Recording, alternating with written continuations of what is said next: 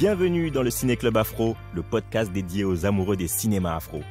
Je suis Samba Doucouré, journaliste pour Africulture. Je suis Essimi Mevege, journaliste et critique de cinéma. Ensemble, nous allons discuter des œuvres marquantes des cinémas afro-américains, afro-européens et africains. Le Ciné Club Afro, c'est une émission live enregistrée sur l'application Clubhouse. Vous pouvez nous rejoindre pour débattre autour du film ou de la série que nous avons choisi de mettre à l'honneur.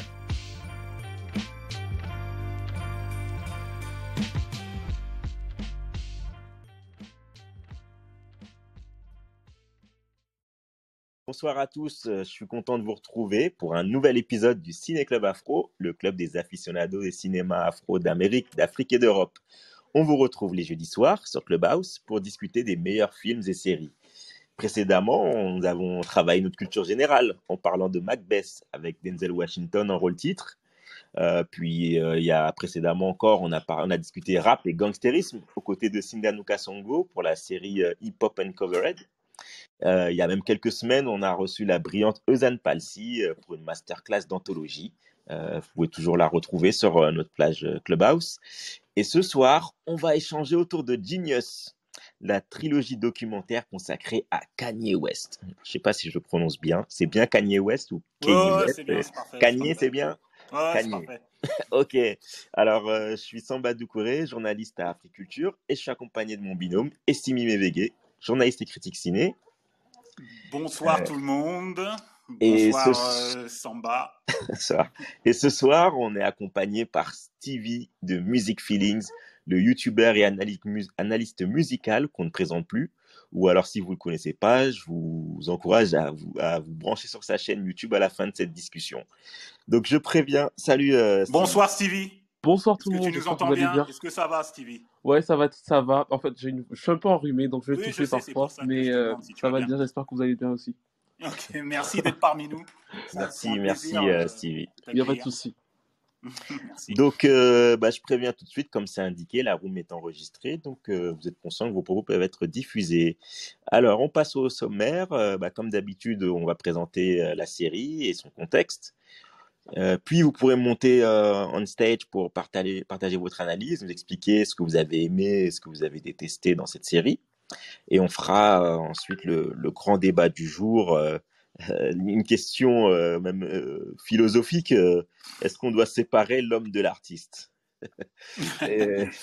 Donc grande question. Voilà, et on terminera avec un point sur les sorties ciné de la semaine en France et en Afrique.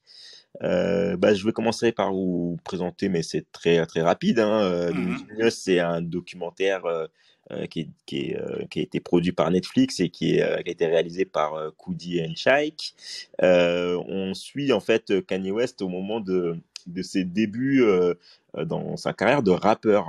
Il est déjà un producteur connu et on va voir ses péripéties pour pouvoir signer son contrat de rappeur. Qui est pas évident et c'est assez drôle maintenant quand on y pense, mais ça n'a pas été simple pour lui. Et ça va être surtout les deux premières parties, et la dernière partie va se pencher plus sur la partie sombre de Kanye West, celle que on connaît bien aujourd'hui. La moins intéressante, je trouve. Ça après on pourra en débattre, mais en tout cas voilà, on a deux parties sur ses débuts en tant que rappeur et la dernière sur la face sombre qu'on a vue ces 15 dernières années quasiment, j'ai envie de dire, de Kanye West. Essimi, qu'est-ce qu'il a de spécial qu'est-ce qu'elle a de spécial cette série? Bon, d'abord on va un peu quand même parler de Kanye et de ce qu'il est devenu aujourd'hui quand même. Kanye est devenu une pop star dans la culture mainstream. Ses faits et gestes sont commentés, disséqués et critiqués à tel point qu'on a totalement oublié qu'il était un artiste et un producteur de génie. Et c'est ce que nous montre Genius de Kudi, où l'on voit l'évolution et l'ascension de Kanye, qui au départ est ignoré par l'industrie. C'est un jeune producteur hip-hop dans le milieu de l'industrie du rap qui fait ses classes, qui a été révélé et que lui ne veut pas se limiter à être producteur, il veut aussi être rappeur. Et il faut situer un peu le contexte à l'époque. très peu de producteurs deviennent des rappeurs stars. Il n'y en avait simplement que deux, à ma connaissance. C'était les deux plus grosses stars, c'était Diddy et Dr. Dre. Et on voit aussi sa difficulté à trouver un contrat au sein de l'industrie du rap. Donc, ce qui est intéressant aussi, c'est le contexte de l'époque. Nous sommes au début des années 2000 dans le rap américain qui prend une autre dimension et qui va devenir mainstream et influencer la pop culture. Ce que moi j'ai apprécié, c'est surtout les deux premières parties où on voit les sessions d'enregistrement, le processus créatif de Kanye West, le jeune producteur aussi qui devient un homme avec les discussions, on voit l'influence très importante de sa mère et aussi tout son travail et aussi toute sa détermination à devenir un rappeur et à montrer ses talents, pas simplement uniquement de producteur, de rappeur et de lyriciste. La troisième partie, pour moi, elle est moins intéressante parce que, comme tu l'as dit, Samba, c'est le côté le plus sombre de Kanye qu'on connaît déjà. Et pour moi, ce documentaire est important pour la jeune génération qui ont découvert que Kanye a à peu près une dizaine d'années et toutes ces phrases que le Kanye, et qui ont découvert surtout le Kanye People. Et là, ils découvrent vraiment le Kanye artiste, producteur, qui a amené le rap et la culture hip-hop à un autre niveau, à un autre domaine, et ce qui fait en sorte que le rap aujourd'hui, la culture hip-hop est devenue mainstream et influence la pop culture en général. Alors, Stevie, bonsoir, bienvenue parmi nous. Ma première question, toute simple, quel est ton point de vue sur le documentaire Genius ? Voilà, et si tu peux nous apporter un petit peu plus ton analyse sur Kanye West et sur les trois parties du documentaire.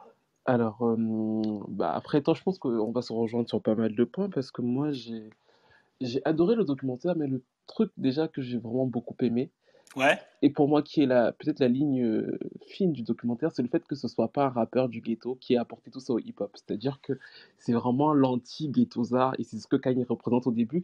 Et c'est pour ça qu'il a toutes ces difficultés à se faire accepter par le monde du rap. Et c'est ce que je trouve très intéressant dans les deux premières parties, c'est que c'est le garçon de bonne famille qui finalement réussit à totalement bouleverser cet univers qui est très castré. Et il y a une scène géniale d'ailleurs, je trouve, c'est la scène où il présente le clip de Through the Wire. Et il dit à tout le monde, je sais pas si, enfin, j'imagine que tout le monde a vu le documentaire. Je trouve la scène très forte parce qu'il dit, j'ai tout payé, j'ai tout acheté, j'ai tout fait. Il explique que c'est lui qui fait tout avec ses petits sous. Et il y a Dame Dash qui arrive et qui veut prendre la parole en gros pour dire, on balance le clip. Il dit à Dame Dash, attends, je finis d'abord d'expliquer tout. Et en gros, ça ne gêne même pas Dame Dash que le gars vienne dire comme ça, en fait, on fout rien sur lui, on n'investit rien. Il vient juste faire en mode le patron présente parce que je dois présenter, mais en gros, personne ne croit en lui. Et c'est vraiment le truc où il est ostracisé d'une certaine façon par le hip-hop parce qu'il ne les représente pas, qui est pour moi cette C'est ce que tu penses vraiment ? Tu penses que s'il avait été dans entre guillemets dans le ghetto, tu penses qu'il aurait plus de considération ? Je pense que son statut en plus du fait que ce soit un producteur, son statut de gars de bonne famille ne lui a pas servi. Et il y a aussi une scène, je crois, avec la mère, quand il fait le sketch là, l'espèce de, comment il monte sur scène, il fait une espèce de one-man show, et à un moment, il est obligé de se recentrer, je sais pas si tu vois, il fait une blague pour dire qu'il va être le mec le plus mieux habillé, et après il se recentre, et c'est très intéressant parce que, et c'est là où on voit aussi l'influence de sa mère qui est brillante, parce que quand il finit, elle lui dit, au début, tu as dit que tu voulais être le mec le plus hypé, ça faisait vraiment trop bon genre. Et après, tu t'es recentré, tu as commencé à dire que tu étais conscient et tout. Et là, tu as gagné. Et tu vois, il y a toujours ce truc. Enfin, bref, je vais m'arrêter là, mais il y a toujours ce truc. Non, vas-y, continue. Non, on est là, continue. Il y a toujours ce truc très intéressant que je trouve sur le fait que le gars, il est quand même partagé entre le fait de se faire accepter par la rue et le fait d'être le petit garçon qui a fait des études un peu comme tout le monde. Déjà, j'ai trouvé ça. Et donc, du coup, cette dualité-là que j'ai trouvé hyper intéressante chez le personnage. Après, bon, en vrai, j'ai pas appris grand-chose sur l'histoire en elle-même, donc c'est bien fait, c'est bien réalisé. Le seul truc que je regrette, c'est que Kanye parle, enfin, que Kanye parle un peu plus. J'aurais voulu qu'il ait un regard lui-même sur lui-même. J'aurais une espèce comment dire ça, de Matrix dans le truc. J'aurais aimé voir le Kanye qui se regarde lui-même. C'est juste ça qui me manquait. Mais après, c'est un bon documentaire, c'est enrichissant. Et je pense aussi que euh, ça montre, pour toute Mhm. personne qui regardera le documentaire et qui ne s'intéresse même pas au hip-hop, que la vision, c'est vraiment très important, en fait. Après, on va se dire que oui, certains sont bénis, certains sont chanceux, mais le mec, il est parti du fait que j'avais ma vision. Je Mhm. crois en ce à quoi j'ai ma vision. Personne ne me déroutera. Et il y est arrivé, en fait. C'est-à-dire que ce qu'il a dit, il l'a fait. Quand tu vois comment le clip de Through the Wire, c'est juste le chirurgien qui lui dit à un moment, il dit, OK, on va faire ça. C'est un truc de ouf. Donc, du coup, il y a ce côté où aussi, au-delà du hip-hop même, il y a un côté vraiment où il te dit, ça peut paraître un peu bête, c'est un peu le rêve américain, mais finalement, crois en ce que tu Ouais. fais, vas-y à fond, et même si tu te rates, bah, au moins Mhm. tu seras fier de ce que tu auras accompli. D'accord. Une dernière question, après on ouvre au public. Est-ce que tu penses que ce documentaire peut faire découvrir à la nouvelle génération de jeunes qui ont découvert Kanye West à peu près, par ses phrases, qu'à peu près à peine 10 ans, la qualité du producteur et de l'artiste? Est-ce que tu penses que ça peut changer un peu l'image de Kanye? Je pense pas que Kanye ait ce problème. En fait, tu Ah, sais, je crois d'accord. qu'au début de l'année, on a eu. Kanye, c'est le seul rappeur qui a, je crois, ses 10 albums certifiés, qui ont plus de, je crois, 1 million d'écoutes ou 10 millions d'écoutes sur Spotify. Faudrait que je Ouais. regarde le chiffre exact. Mais je crois que tous les albums de Kanye, c'est le seul qui a passé 1 million important sur Spotify. Moi, Ah ouais, d'accord. je pense pas que Kanye ait le problème de crédibilité artistique. Tout simplement parce qu'en réalité, même quand il fait les frasques là, on est dans une ère malgré tout très people. C'est-à-dire que Ouais, les gens exactement. s'intéressent à. En gros, on parle de toi, bah, c'est pour ça qu'on t'écoute. Et donc, du coup, je pense que ça a quand même créé ce truc où, quand on parle de lui, on l'écoute. Il suffit de voir les scores de Donda en première semaine en 2021. Le mec, il a fait plus de 300 000 ventes. C'est exceptionnel pour quelqu'un qui a commencé sa carrière en 2004. Donc, je pense pas Hmm. que la nouvelle génération ne sache pas que Kanye est un génie. Je pense qu'ils se disent qu'il est fou. Enfin, qui a ce côté où il c'est un personnage trop problématique, enfin, entre parenthèses, c'est l'expression qu'ils utilisent. Mais je pense pas qu'on lui renie son statut quand même de statut d'importance dans la D'artistes, vie hip-hop. de grands producteurs et d'artistes sur le plan musical, tu penses pas qu'on Je avait ne un peu pense pas. oublié ça avec toutes ces phrases? Après, peut-être que les canceller culture. Mais les canceller culture, eux, ils renient tout, en fait. Donc, en vrai, eux, je les compte. On en reparlera Bon, après, Stevie. on va pas rentrer sur ce N'anticipe pas, débat-là tout de n'anticipe suite. pas. Voilà, on va attendre un petit Non, mais peu. non, je dis pas, c'était pas pour entrer dans le débat, mais c'était Non, de mais revenir sur le fait que je pense que Kanye est quand même bien traité sur l'ensemble de sa discographie. En fait, je pense pas qu'il ait ce problème de crédibilité artistique de ouf, en fait. Quand tu vois même les chroniques des magazines, ce genre de choses, il a encore gagné 2 Grammy cette année, c'est-à-dire que quand même, tout ce qu'il fait, on lui garde ce côté où, oui, le mec, il apporte quelque chose au game. ok, merci. Donc on va ouvrir. Je vais juste Oui, partager mon avis oui, avant excuse-moi, de oui, faire ton point de monter, vue. pas de souci. Ben moi, en fait, l'enseignement premier de ce documentaire, il m'a appris un truc que bah, finalement que j'avais oublié, c'est qu'en fait j'aimais bien Kanye West en fait. C'est un artiste que j'avais beaucoup apprécié ben, dans les années 2005, 2006, 2007, etc. C'était un artiste que j'écoutais beaucoup. Et en fait, bah, je me suis souvenu que bah, toutes ces frasques m'avaient fait complètement détester le personnage. En fait, j'ai fait une overdose, je voulais plus le voir. Donc, chaque fois que je vois une actu, toujours, c'était pour quelque chose de ridicule et tout. Et donc, je voulais plus entendre parler de ce mec-là. Musicalement, en plus, bah, moi, j'ai eu du mal à évoluer. Donc, j'ai eu du mal à suivre ce qu'il faisait. Et en fait, je sais même pas en fait si ces 3-4 derniers albums ils étaient bien ou pas parce que j'avais complètement arrêté. Et là je revois ben, un artiste que j'apprécie beaucoup, sa musique que j'aime. Et puis en fait je revois que enfin, c'est un humain quoi. C'est-à-dire quelqu'un qui comme nous a des doutes, a des rêves. Je l'ai vu même dans des positions où je le trouve humble, alors que bah, moi, je l'ai un peu lâché au moment où il a commencé à se prendre pour un dieu vivant.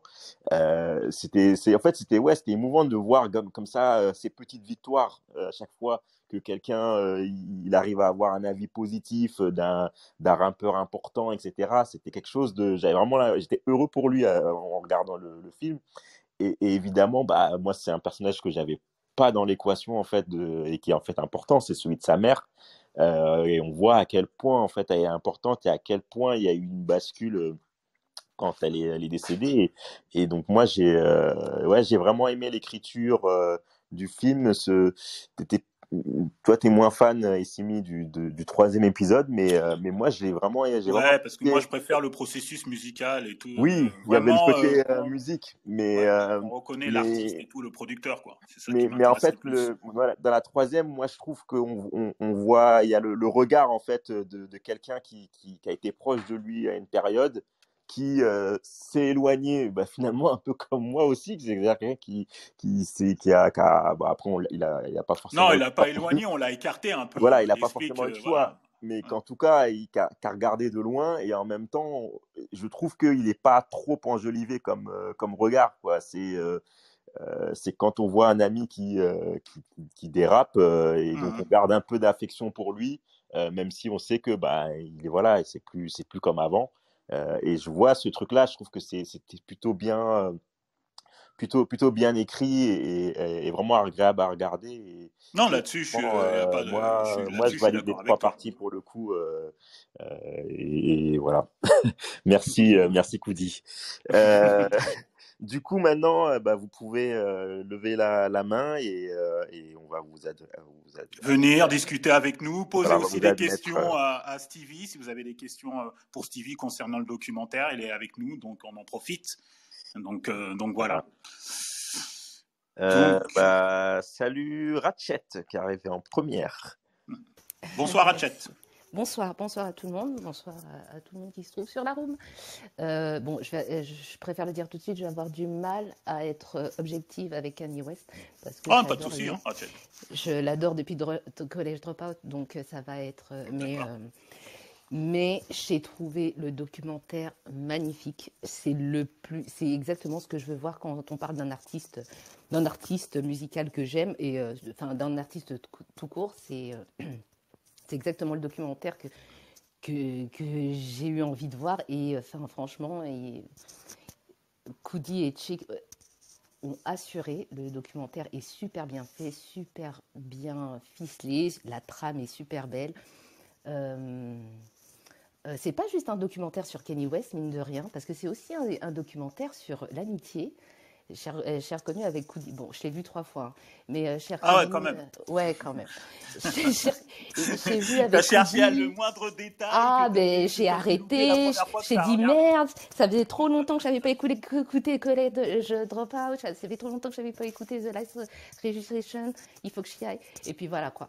Mais ouais, c'est un documentaire sur l'amitié aussi, parce qu'on le voit avec Koudi tout à l'heure. Samba, tu disais des gens qui s'éloignent, et c'est exactement ça à un moment, et sur le temps, des gens qui s'éloignent et on l'a pas vraiment écarté, moi je dirais pas ça, mais enfin voilà, je crois que c'est Issimi ou toi Samba qui disait à un moment, tu as un copain à qui que tu connais depuis longtemps et puis vous vous éloignez, vous faites chacun votre route, puis ensuite vous vous retrouvez, en plus se retrouver sur The Life of Pablo, enfin bon voilà quoi, je trouvais que tout était extrêmement bien ficelé, je trouvais que montrer la pudeur des images quand il montre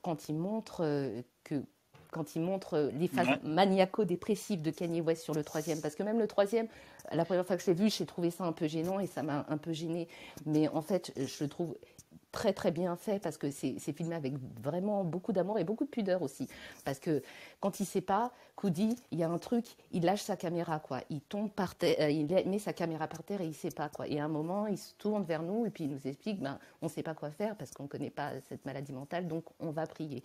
Donc enfin voilà, c'est le regard désemparé, voilà, d'un ami sur ta situation.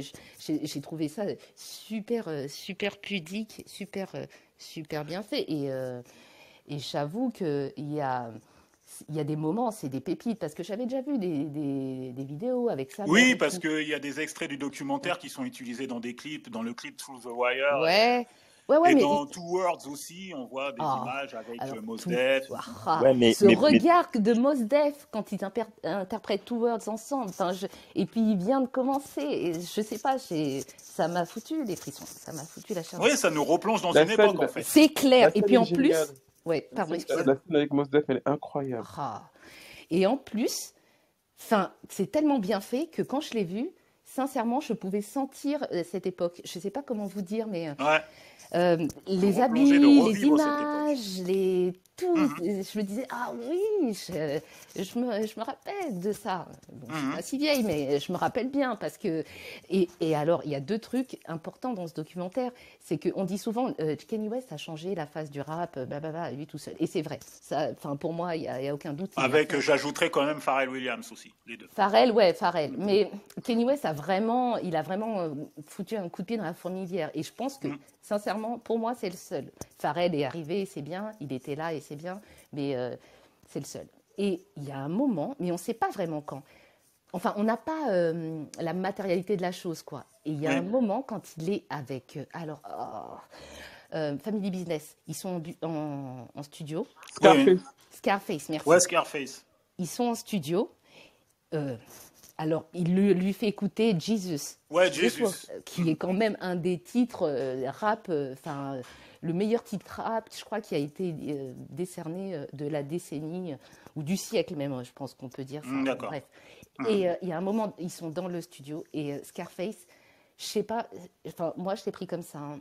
Je l'ai ressenti comme ça, c'est comme s'il n'arrivait plus à suivre. Et c'est comme s'il y a une époque qui se tournait, quoi. Alors il lui dit ouais, vas-y, fais-moi écouter ça, ouais.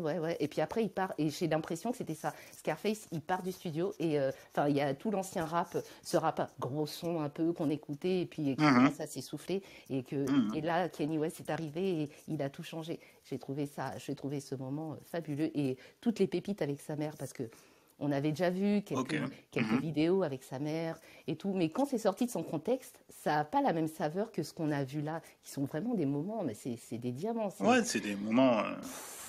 Donc, merci Rachette. On voit que t'es vraiment une passionnée et tout, ça fait plaisir à entendre, c'est vraiment bien. Alors, je crois que c'est Françoise qui arrive en deuxième, après c'est Atisso et après c'est Eros. Françoise, bonsoir. Bonsoir à toutes et à tous. Je vais essayer de faire court. Alors moi, à la base, je suis très fan de Kanye depuis le début. Je m'attendais pas à ce type de documentaire, contrairement à Ratchet. Moi, je suis pas fan de la réalisation. Je pensais que c'était un documentaire à la base de Kanye West, donc je m'attendais, réalisé par Kanye West. Donc je m'attendais à quelque chose de beaucoup plus créatif et arty et différent en termes de réalisation. Et d'ailleurs, je crois que dans le chat, il y a quelqu'un qui a dit, je crois que c'est toi, Ratchet, qui a dit que c'est le meilleur documentaire que tu as vu. Je ne sais pas si tu as vu celui sur Kid Cudi, qui est sur Amazon, mais je l'ai sur vu. Prime Video, mais je trouve qu'en tout cas, en termes de réal, j'ai trouvé ça plus intéressant. Mais bref... Non, mais je pense que Cody, il a voulu faire, excuse-moi de te couper, François, je pense que Cody, il a voulu faire quelque chose de brut, quoi. Prendre ses images d'archives, faire simplement du montage et pas trop, voilà, tout simplement. C'est surtout, en plus, je pense qu'à la base, excuse-moi de te couper, non, mais vas-y, c'est toi. Quand il a commencé à tourner, il pensait pas que Kanye serait devenu aussi l'artiste qu'il est devenu, en fait. Donc, je pense qu'il y a aussi tout ça, et en termes de patte artistique, c'est pas la même chose, et il a filmé pendant très très longtemps, et le style de Kanye West aussi a évolué, je pense, tu vois, même lui en tant qu'artiste. Donc moi, j'ai pas été emballée par le premier épisode où j'étais pas trop dedans. Par contre, j'ai commencé à le deuxième et le troisième, j'ai trouvé ça intéressant, et je reviens sur ce que disait Samba, ça m'a fait réapprécier l'homme. Parce que l'artiste Kanye West, du coup, moi, j'ai toujours écouté ses albums, donc j'étais déjà convaincue, mais je trouve que le côté vraiment individu et artiste, effectivement un peu givré, un peu fou, a quand même sa place dans la musique, je trouve, et apporte vraiment quelque chose de différent avec son ego surdimensionné, etc. Mais voilà, je trouve que même le côté finalement confiance en soi, aller au bout de ses rêves, blablabla, je trouve qu'en termes de message, ce que ça véhicule est assez intéressant. Donc globalement, j'ai trouvé ça plutôt intéressant. Voilà, c'est tout.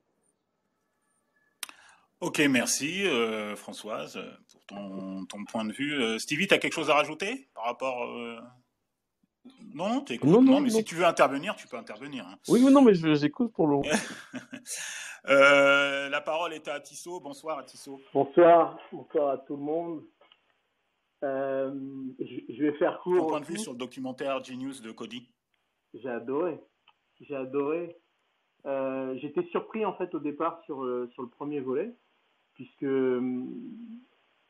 dès les premières images, en fait, voilà, j'ai compris voilà, que c'était des images d'archives, et ça m'a fait penser un petit peu aux EPK en fait qu'on peut faire quand on est très proche en fait d'un artiste, donc de pouvoir le suivre comme ça donc dans ses premiers pas, mais au fur et à mesure, on se laisse cueillir en fait, c'est-à-dire que l'auteur réalisateur donc de ce documentaire finalement, il donne complètement son point de vue et il se raconte lui aussi, c'est-à-dire de sa relation avec l'artiste.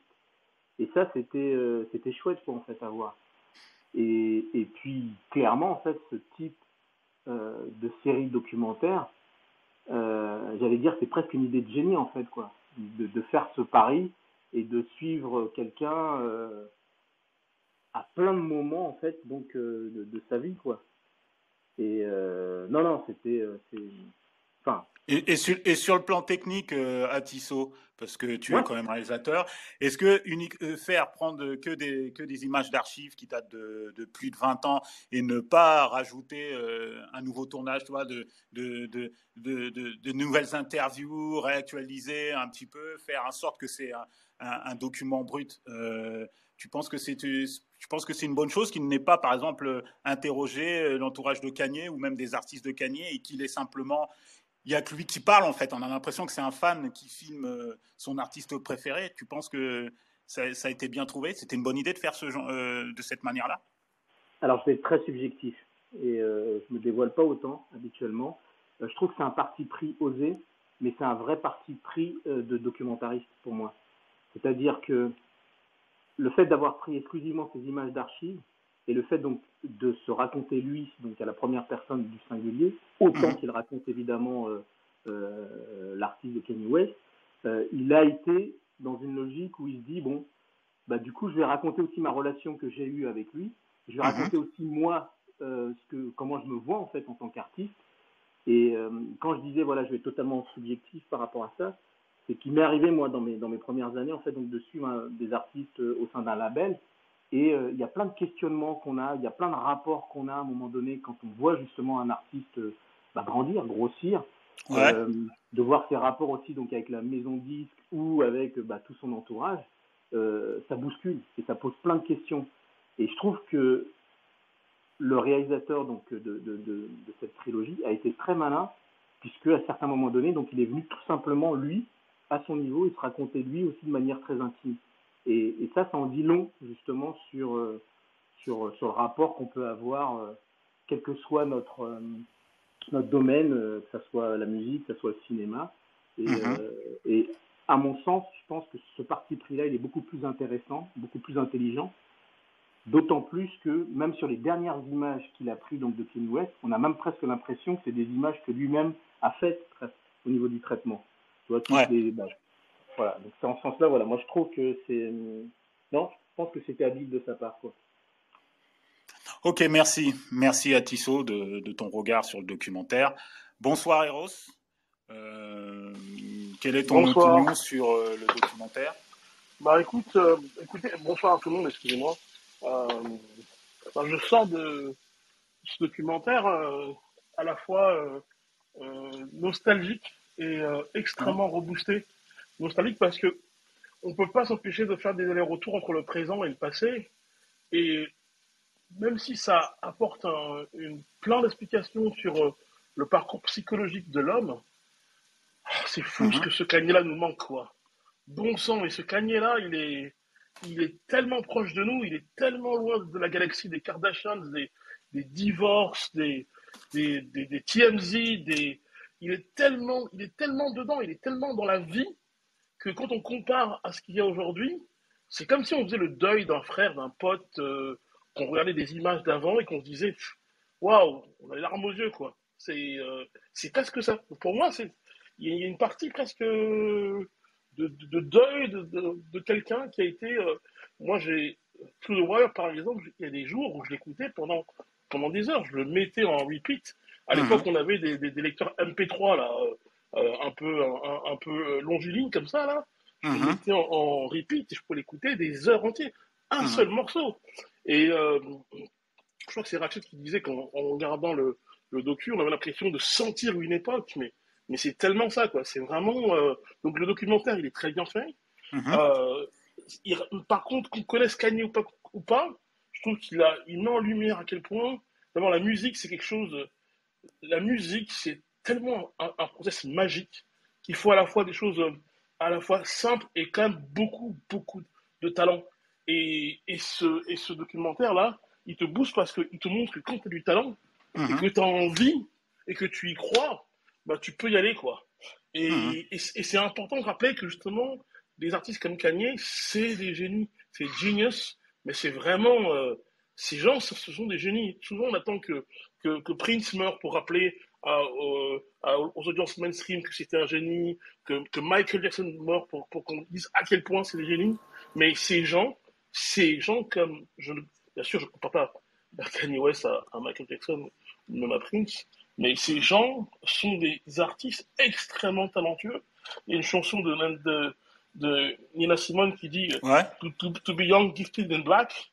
Ben, c'est vraiment ça. Moi, en tant que noir, je sors de là avec cette volonté de me dire que dans les communautés noires, les communautés afro, mais on met en avant les gens qui ont du talent, quoi. Parce que c'est aussi important d'avoir un récit, avoir des référents, des modèles qui font que un gamin dans la rue pour le basket, un gamin dans la rue pour la poésie, un gamin dans la rue pour la musique, un gamin dans la rue pour la politique, en voyant des personnages comme ça, il se dit voilà, le monde il est à moi, je peux y aller, je vais avoir de la niaque et je peux réussir. Donc franchement, c'est vraiment presque si je donnais une note, c'est presque un 9 sur 10, quoi. Voilà, c'est bravo, ça donne envie, mais je finirai avec une petite larme au coin de l'œil. Voilà. Non, il y a vraiment des fans aujourd'hui. Merci pour ton propos, Eros.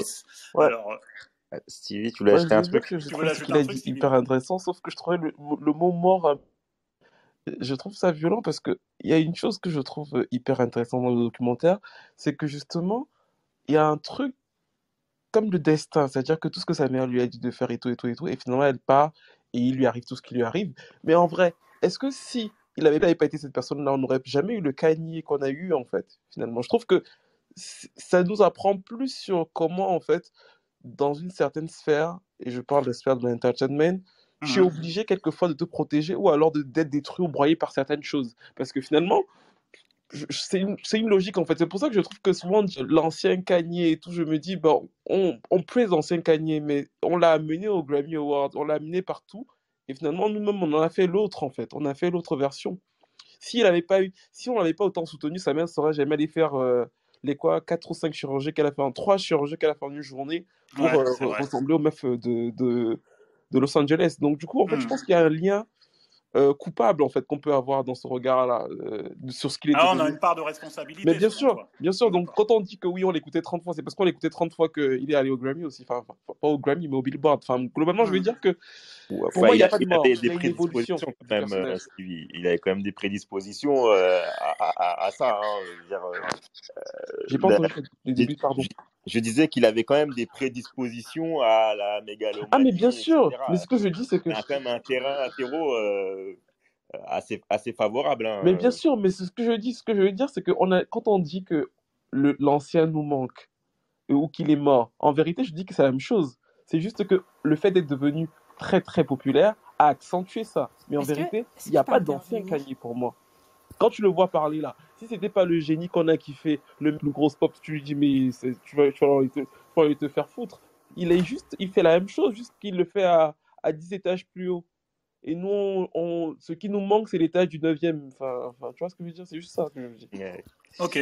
Alors, la parole est à Madi, ensuite Dania D. Madi, bonsoir. En fait, je rejoins Stevie dans ce qu'il dit, parce que c'est vrai que j'ai été interpellée par les propos de Ross. Quand il dit qu'il regrette en gros en plus ou moins l'ancien Kanye, sachant que Coody, le réalisateur, le dit carrément à la fin, que justement on a tendance à dire qu'on le regrette, mais en fait que peut-être que l'ancien, le nouveau, en fait, ça reste la même personne. Et au fait, Kanye n'a pas, on va dire, je veux dire, il n'a pas changé. Il a juste évolué avec son temps. Et aujourd'hui, il est exactement je veux dire, le miroir du monde actuel dans lequel on vit, dans toute sa complexité, son borderline, l'univers, en tout cas, Internet, ce que Internet nous montre. Et Stevie l'a dit aussi, ce que nous avons aussi une part de responsabilité, c'est que nous sommes rentrés aussi dans son ego trip. Voilà, c'était Jésus. Je veux dire, quand il sort sa marque de chaussures, on est des milliers à acheter. Quand il sort un album, on est des milliers à écouter plusieurs fois. C'est que quelque part, on rentrait aussi dans ce délire-là. Et il est en arrivé là, certes, avec ce qu'il a pu si bien, mais on l'a encouragé. Donc, le fait de dire que oui, on regrette, non, il n'y a pas à regretter l'ancien. Moi, je trouve entre l'ancien et le nouveau, il y a pas, en fait, pour moi, il n'y a pas de différence. Et ce documentaire a permis justement de montrer ça. Moi, personnellement, j'ai pleuré, j'ai versé aussi ma petite larme. Et j'ai beaucoup aimé le montage donc de ce documentaire. Du début à la fin, il n'y avait rien à jeter. Ça m'a j'ai voyagé, en fait. Je suis rentrée dans les années 90, ces instants-là où on aimait réellement la musique, on prenait le temps d'écouter un morceau, de regarder un clip vidéo et revoir tous ces grands artistes dont aujourd'hui on parle presque à peine. D'ailleurs, je lance un gros shout-out à Stevie de nous permettre de temps en temps de plonger dans des vrais talents. Et donc justement, ce documentaire a permis cela et je trouve que c'était un beau cadeau de la part de Coody, de Kanye. Je reproche un peu Kanye de ne pas avoir fait la promo, de ne pas avoir trop en parlé. Et ce docu, d'ailleurs, je trouve que aussi même au niveau des médias américains, tout court, le documentaire n'a pas eu assez la publicité, la promo qu'il aurait mérité, à mon sens. Après, bon, c'est que mon avis. Puis voilà, bon, pour moi, en fait, et puis j'ai mis mon commentaire en disant votre titre je comprenais pas trop. Doit-on séparer l'homme de l'artiste? Enfin, vous avez sans doute, j'étais pas là au début du débat. On t'expliquera dans la D'accord, deuxième partie. Il y a pas de d'accord. souci, là, on en est sur Parce que encore voilà, sur ça le m'a un peu documentaire. interpellée. J'ai vu ton message, il n'y a pas de Ouais. souci. Ça m'a un peu interpellée. Je dis mais qu'est-ce Dans qu'ils le sont en chat, train de dans le dire? chat, n'hésitez pas à discuter dans le chat aussi. On a vu ton D'accord, voilà. message dans le Donc chat. je disais, c'est parler. Mais voilà, après, voilà, un artiste, on l'aime comme il est, on l'écoutera comme il est. Malheureusement, oui. Après, ça reste des humains. Il faut vraiment se dire, c'est des humains. Ils sont là pour être appréciés, en tout cas, du moins ceux qui nous vendent. Hein. Qu'on aime ou on n'aime pas ce qu'ils nous vendent. Après, clairement, moi personnellement, c'est vrai que je m'étais un petit peu détournée de l'homme, en tout cas de l'image qu'il vend, parce qu'il me faisait vraiment de la peine. Je trouvais un peu triste tout ce qui lui arrivait, tous ces blablabla. Mais pour moi, d'ailleurs, Stevie, encore une fois, j'ai adoré la vidéo qu'il a fait sur Kanye, pourquoi il en était arrivé là. Et pour moi, il est resté le même. Quand je dis le même, c'est que il est resté lui-même, authentique. Le fait qu'il est resté toujours authentique, fidèle à ses valeurs, pour moi, en fait, il n'y a pas plus grand homme, en fait. Quand tu restes, tu ne changes pas de ligne de mire, c'est-à-dire tu es comme ça, tu ne t'abaisses pas pour plaire ou pour faire quoi que ce soit, mais tu t'entêtes. Et pour moi, je pense qu'il faut rester droit dans ses bottes et avec ses valeurs, en tout cas, peu importe qui on a en face. Et Kanye, pour moi, représente ça, en fait. Après, qu'on l'aime ou l'aime pas, il est lui-même, il est digne, comme on dit, il baisse pas son froc. Et moi, j'aime ça. Ok, merci Madi. Et si je peux Vas-y Stevie, vas-y. Si je peux juste rajouter quelque chose derrière ce qu'elle a dit et pour rebondir sur ce que Samba et Ross ont dit, je trouve qu'il y a un truc aussi chez Kanye qui pour moi fait en sorte que je ne crois pas à ce fantasme du old Kanye, c'est que pas beaucoup changé. Enfin, il a évolué, mais quand vous écoutez une prod de Kanye, vous savez toujours que c'est une prod de Kanye en 2022. Il y a très peu de personnes qui sont capables de faire ça. Hein. Même Pharrell, dont on a parlé tout à l'heure. Et justement, je trouvais que Essimi, tu l'as un peu méprisé au début quand tu as dit qu'il y avait que Didi Dre. Parce que je trouve que Pharrell aussi a fait quelque chose de très intéressant au niveau non, mais au de l'image. début, non, je n'écarte pas Pharrell. Je te dis que les deux producteurs rappeurs stars, fin des années 90, dans les années 90 au début des années 2000, c'est Dr. Dre et Didi. Pharrell. Je suis d'accord, mais en fait, ce que je veux dire, c'est que dans l'évolution, sur le format de l'évolution de Kanye, je trouve que Pharrell est très intéressant dans la manière dont lui aussi va devenir une superstar à son niveau. Exactement. Et ce que je voulais dire, c'est que si tu écoutes une prod de Pharrell, même sur le dernier album de Nerd, ça peut être très difficile de reconnaître le son de Neptune qui a totalement changé. Kanye, c'est pas le cas. Kanye, c'est pas le cas. C'est-à-dire qu'au niveau du son, Kanye, tu écoutes Don Dalla, tu sais que c'est du Kanye même au premier truc. Et l'amour pour sa mère, je pense que c'est ce qui le maintient là debout là. est toujours là. Donc je pense pas qu'on ait une disparition de l'être. Je pense qu'il s'adapte aussi dans le monde dans lequel il est actuellement, en fait. Enfin, voilà. C'était juste pour ajouter ça. Non, mais il n'y a pas Et de souci. Tu peux intervenir salut quand tu veux. Dania, La parole, ça fait longtemps. Dania Oui, D. bonsoir. Vous m'entendez bien? Oui, bien sûr. Oui. Oui, Franchement, on merci pour t'écoute. cette room que j'attendais avec impatience parce que quand j'ai vu le documentaire, j'ai vraiment kiffé. Comme il a dit Stevie, déjà la relation entre Kenny et sa mère, je l'ai trouvé vraiment magnifique. Cette confiance que sa mère elle avait en lui et le soutien qu'elle pouvait lui apporter pour son art en fait et pour son développement parce qu'on a bien vu que ça n'a pas été facile pour lui de faire sa place en tant qu'artiste rappeur dans le milieu. Et le soutien infaillible de sa mère a été une force, je pense, pour lui. Et on le voit vraiment dans le documentaire. Et j'ai trouvé ça hyper intéressant d'avoir du coup l'occasion d'entrer dans le salon de sa mère, qui était très modeste, j'ai trouvé vraiment au début, et de rentrer du coup dans l'intimité du Kenny des débuts. Et donc de voir son évolution comme ça. Merci ma puce. De voir son évolution comme ça au fil des épisodes. J'ai trouvé ça vraiment émouvant et ça lui redonnait finalement de l'humanité à cet homme qui est quand même maltraité par les médias, hein, on peut dire ce qu'on veut. Ça reste un homme noir qui est excellent, qui est un génie créatif, qui a fait des choses que peu d'autres ont fait, même si oui, il y a Michael Jackson, il y en a d'autres, mais aujourd'hui, de notre génération, c'est l'un des hommes les plus riches, les hommes noirs, c'est l'homme noir le plus riche, je crois, des États-Unis. Il a diversifié. Non, l'homme noir les plus riches des États-Unis, non. C'est pas lui, mais je te jure, ça, Non, pas. avec ses entreprises. Non, il y a des noirs qui sont plus fortunés que lui. Ah, c'est pas l'homme noir le plus riche des États-Unis. Non, mais peut-être l'artiste. Peut-être l'artiste noir. Ouais, peut-être l'artiste pas l'homme noir, non. Mais du coup, sa position aujourd'hui fait que forcément tout ce qu'il va faire va être amplifié. Et le fait aussi qu'il ait été couplé avec la famille Kardashian va amplifier aussi du coup toutes ces frasques et on en a oublié tout le travail qu'il continue à faire parce que c'est comme si c'était un artiste qui s'était arrêté alors qu'il continue à travailler, il continue à créer, il continue à produire dans différents domaines, la musique, la mode et j'en passe. Et j'ai trouvé ça hyper intéressant qu'ils soient un peu, pour moi en tout cas ça l'a réhabilité dans l'espace médiatique avec autre chose que l'homme qui vient de divorcer et qui est en déchéance depuis plusieurs années sur ses avis, que ce soit politiques ou ses frasques personnelles.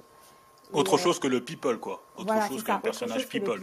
Et moi, personnellement, qui ne connaissais pas vraiment son parcours, j'ai aimé ses premiers albums, mais je ne m'étais pas attardée, on va dire, ces dernières années sur ce qu'il faisait. Ça m'a vraiment intéressée, ça m'a donné envie de réécouter. Ça m'a donné envie d'en savoir plus finalement sur ce qu'il a fait dans les autres domaines parce que j'étais pas fan des Yeezy, je trouvais ça un peu surcoté. Je suis en ligne, une seconde.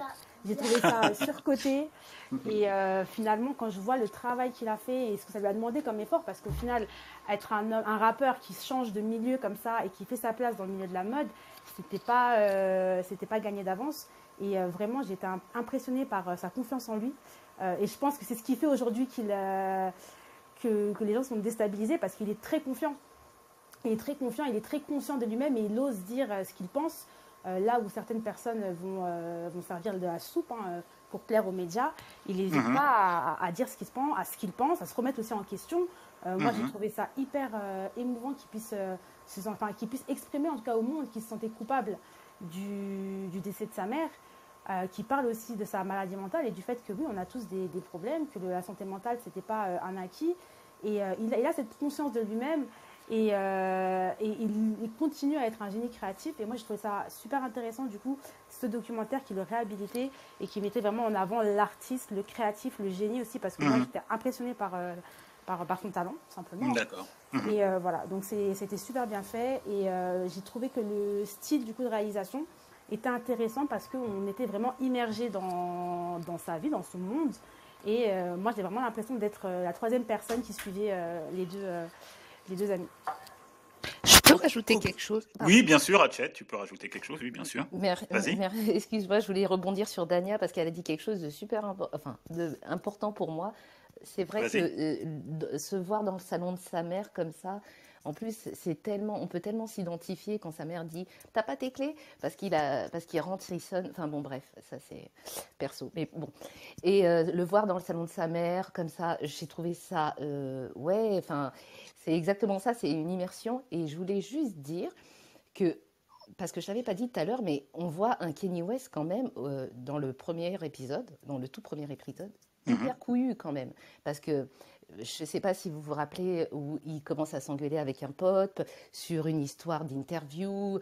Le journaliste a coupé l'interview. Bon, maintenant, tout le monde sait comment ça se passe, mais à l'époque, bon, c'était assez ça, quoi, t'as pas parlé de moi, blablabla. Et on voit Kanye West qui va le voir, qui va voir son pote et qui lui dit quoi, il l'a coupé, c'est pas de ma faute. Enfin, voilà quoi. Et on voit le mec qui parle directement. Enfin, je sais pas, moi, je pensais que ça allait se finir en baston, surtout dans ces époques-là. Je pensais qu'il un gun ou un couteau allait sortir. Et en fait, pas du tout, quoi. Tu vois deux hommes qui se parlent, deux amis, et tu vois surtout la déception. Oui, il était très embarrassé et j'ai trouvé ça vraiment émouvant de voir sentir sa gêne. Totalement. Tu sais, il a voulu aller le voir, son ami, alors qu'il aurait très bien pu repartir et passer l'éponge, mais il a voulu revoir son ami, il a voulu en parler et il avait ce besoin de rester authentique et fidèle à lui-même, quoi. Donc c'est vraiment super couillu. Des valeurs fortes qu'il porte. Et je trouve ça intéressant d'avoir ce rôle modèle, comme a dit Eros, accessible à tous, parce que voilà, à un moment donné, on a besoin aussi de voir des hommes noirs faire autre chose que la bagarre ou voilà, des danses sur TikTok, sans critiquer personne. Et je voulais juste rajouter un dernier truc. J'ai oublié de dire qu'en fait, peut-être il y aurait un point noir sur ce documentaire que j'ai trouvé, c'est Rhymefest. Que je n'ai pas assez vu, parce que Rhymefest, tout le monde le prend pour, enfin, surtout en France, mais son ghostwriter, mais c'est pas du tout ça, quoi. Enfin, pour moi, c'est le négatif de Kanye.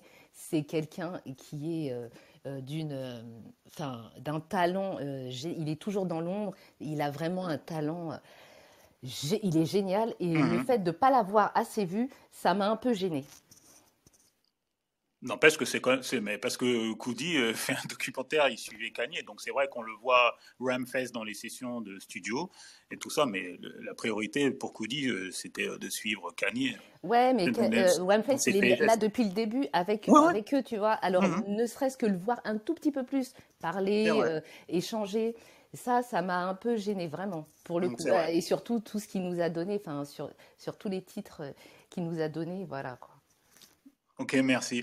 Une dernière question, Samba, excuse-moi, pour Stevie. Ouais. Stevie a parlé de la promotion du documentaire, qu'elle estime qu'il n'y en a pas eu assez, on n'a pas assez fait la promotion. Tu confirmes, toi comment tu as perçu ça je trouve que ça... D'ailleurs, je me suis posé la question, je voulais savoir avant-hier si c'était possible d'avoir les chiffres de Netflix France pour savoir... Ah non, ça, tu les auras jamais. Moi, j'aurais vraiment voulu savoir, en fait. Je suis même allé en Inside pour demander des contacts pour savoir. Parce que ça m'intéresse, mais c'est vrai qu'effectivement, la promo n'a pas été ouf. Et, mais en vrai, c'est parce qu'il n'y a personne de public pour porter la promo. Tu vois ce que je veux dire? Goody, c'est pas un personnage sexy pour les médias. Kanye ne veut pas le faire. Il n'y a pas personne, en fait, de médiatique pour faire la promo du documentaire mainstream. Donc, de ses fresques, mais effectivement, il n'a pas le truc d'un documentaire porté par l'aura de l'artiste, ce qui est logique, c'est pas l'artiste qui le fait. Donc c'est vrai. De ce côté-là, c'est totalement vrai. Après, je pense que c'est un choix de Kanye, et je pense aussi que c'est le côté où je veux décider de ma propre destinée. Donc du coup, si on part de moi, ça doit être moi qui part de moi et personne d'autre. Enfin, ça doit être mon propre regard. Je pense que c'est ça quand on voit il voulait avoir le Final Cut en plus, hein, Kanye. Il voulait. Il les a harcelés dans les 3-4 dernières semaines, quoi. Il a voulu revoir 2-3 trucs, non? D'ailleurs, je trouve qu'il a été très respectueux parce que de la même façon que Ratchet a parlé de Rhymefest, il n'a pas montré la petite amie. Parce qu'il pouvait montrer la première, parce qu'elle était très très souvent avec lui aussi. Ouais, la styliste là. Ouais, elle était très très souvent là. Justement, elle a fait plusieurs, comment dire, plusieurs release parties. Elle était tout le temps là. Et je l'ai vu qu'une fois, je crois. Et ça m'a surpris. Je me suis dit, il a été très respectueux. Il n'est pas rentré. Il a été très très cool. Pas rentré vraiment dans l'intimité. Il a fait très attention. Il a fait très attention. Ok. Alors. Et Jay-Z aussi. Ouais, vas-y. Vas-y, Et je tu disais disais, qu'il n'a pas Vas-y, montré vas-y, beaucoup. vas-y. On n'a pas beaucoup vu Jay-Z. On n'a pas. Parce qu'il a pu enregistrer Jay-Z plusieurs fois. On n'a que très très peu vu Jay-Z, je trouve. C'est tout. Mais les regards parlent pour eux. Oui. Tous les regards parlent pour eux. Jay-Z, Mos Def, tout Talib le Kweli. regard qu'ils ont sur Kenny et que lui a, et que Kanye a sur les gens qu'il rencontre, ça dit tout, quoi. N'est-ce pas? Ok, ouais. Ouais. Ça dit Alors, tout, comme alors tu il dis. faut qu'on avance.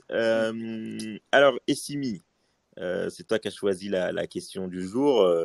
Peux-tu nous expliquer pourquoi doit-on séparer l'homme de l'artiste concernant Kanye West qui n'a tué personne, n'a violé personne, a priori en tout cas? C'est une question que je me posais depuis, pas simplement pour Kanye West, mais pour d'autres artistes. On est dans une séquence où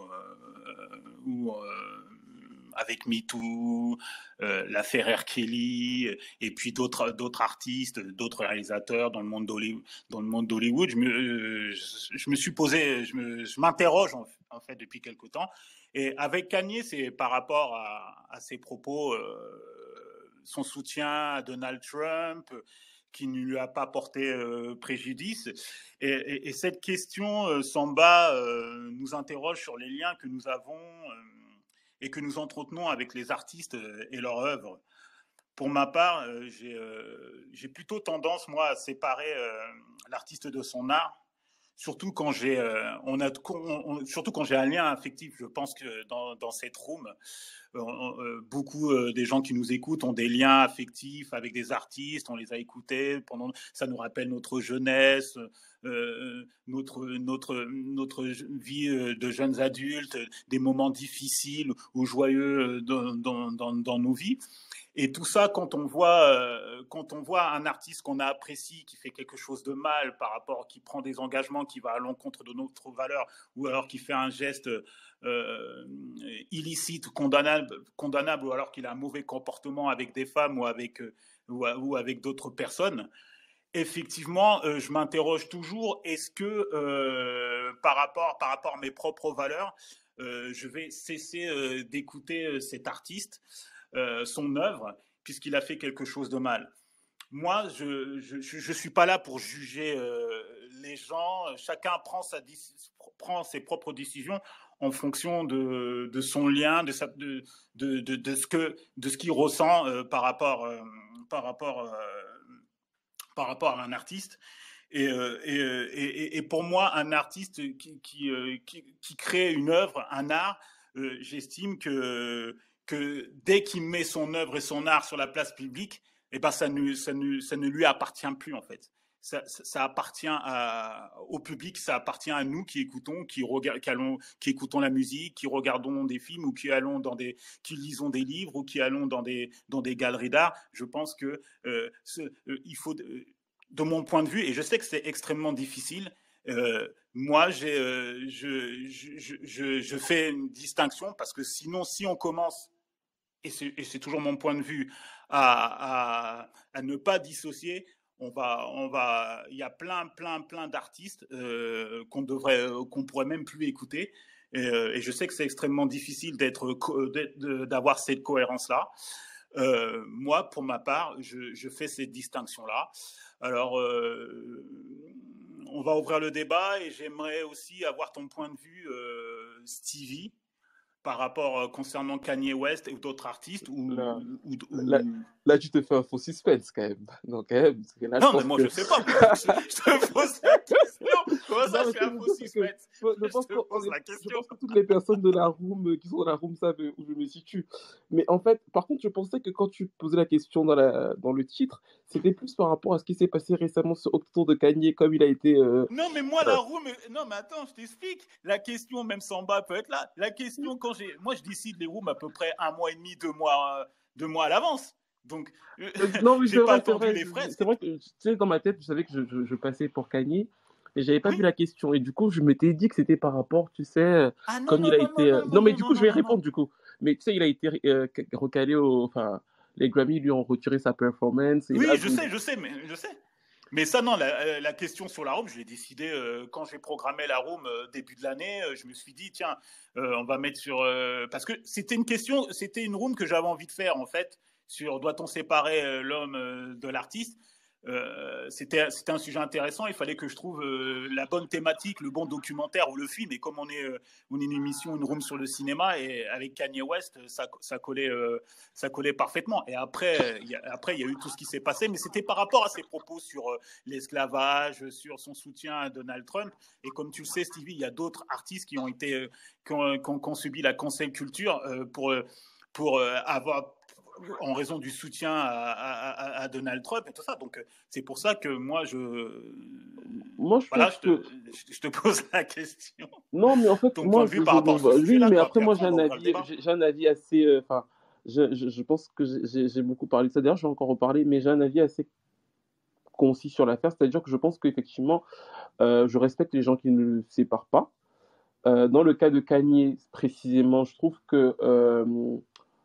il y a un emballement médiatique, mais j'ai pas l'impression qu'il soit cancel parce que justement, je trouve que son public socle réussit à comprendre, à faire cette différenciation en fait. Je pense que malgré tout, c'est pour ça qu'on n'arrive pas, les institutions américaines ont beaucoup de mal à s'attaquer au cas Kanye. C'est que par exemple dans l'affaire de Donald Trump, il y avait toute une grosse partie du parti démocrate qui avait quand même du mal à gérer Kanye West. C'est-à-dire que le gars a quand même designé des casquettes rouges en disant que c'était ses propres casquettes Trump. Je veux dire que c'était quand même ouf ce qu'il faisait.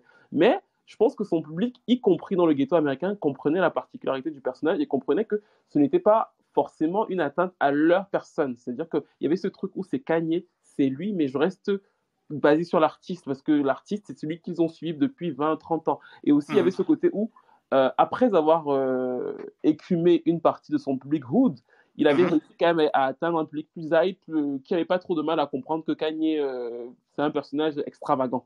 Donc je pense qu'il y a ce côté où il est une pop star hors pair et qu'il n'a rien commis de grave.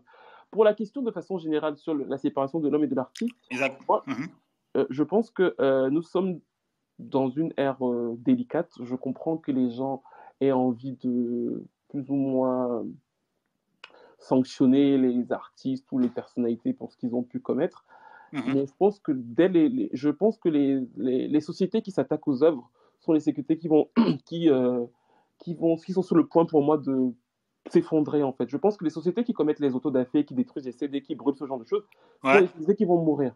Donc c'est pour ça que je ne participe pas à ça. J'estime que l'œuvre est totalement indépendante de l'artiste parce qu'elle t'appartient. Quand moi je vois un tableau, la première chose que je vois, c'est un tableau. Après, effectivement, on va m'expliquer que le peintre, c'est un violeur. C'est peut-être vrai. Mais la première chose que je vois, c'est un tableau.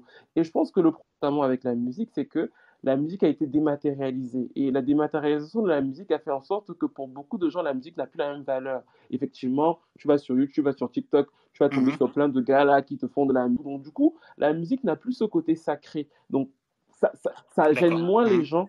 Ça gêne moins les gens de se dire qu'on va supprimer la musique de tel ou de tel. Donc, c'est pour ça que c'est peut-être un domaine plus attaqué, mais pour moi, il n'en reste pas moins que la musique, c'est sacré, c'est du travail, c'est ce qui restera de l'histoire, et qu'effectivement, les hommes sont tous imparfaits. Je ne suis pas en train de minimiser quoi que ce soit. Il y en a qui sont pires que d'autres, il y en a qui doivent brûler dans des prisons, il n'y a absolument aucun souci, mais les œuvres portent à d'autres choses, en fait. Quelqu'un peut tout à fait avoir commis les pires crimes sur Terre et avoir fait une des plus belles chansons sur Terre. C'est pas indissociable pour moi. Voilà. Ok, merci. Alors, le débat est ouvert. Qui veut réagir? Simone qui est arrivée parmi... on va donner la parole à Simone puisque c'est la, oui, bien sûr, c'est la dernière arrivée. Après, ça sera Ratchet, Madi, Françoise. Simone, bonsoir. Simone? Elle n'est pas encore disponible. Donc, Madi? Oui. Non. Elle est là. Excuse-moi. Excusez-moi. Bonsoir. Voilà. Ton point de vue sur la question du débat, doit-on séparer l'homme de l'artiste? Le problème, c'est que les gens ont la mémoire amnésique et ne prennent jamais en compte la manière dont vous avez accédé aux choses. Et quand vous êtes une personne noire, je crois que c'est important dans votre histoire, la manière dont vous accédez aux choses. Kanye West, au début, bon, il commence à chanter, à faire du son. Tout le monde kiffe, même les marques, je pense citer quelques-unes, hein, comme Yves Saint Laurent, Oui, tout le oui, il monde était aime. dans le luxe. Il était dans le luxe. Il est en luxe aussi, tout le monde aime son style. Et puis à un moment, il y a Katrina où il dit des vérités.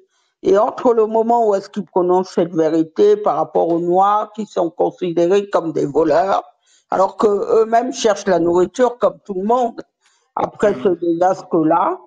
Et ensuite, Sur le plan en général, pas simplement sur Kanye West, sur un plan général, la question, est-ce que toi, quel est ton point de vue? Doit-on séparer l'homme de l'artiste? Ben, il le faut, impérativement. Il le faut si on le voit comme ça, mais sauf que il y a une dissonance parfois. D'aucuns te disent il faut séparer l'homme de l'artiste quand il s'agit de quelqu'un d'autre. On va dans certains milieux on va plus te dire ça, dans d'autres milieux on va te dire non, mais et ceci, somme toute, reste-t-il que si c'est une opinion qu'on donne, par exemple, pour quelqu'un comme Polanski, on peut aussi la donner pour quelqu'un comme R. Kelly ou Kanye Ouais, West. j'allais te poser la question même, Voilà. j'allais prendre l'exemple d'R. Kelly.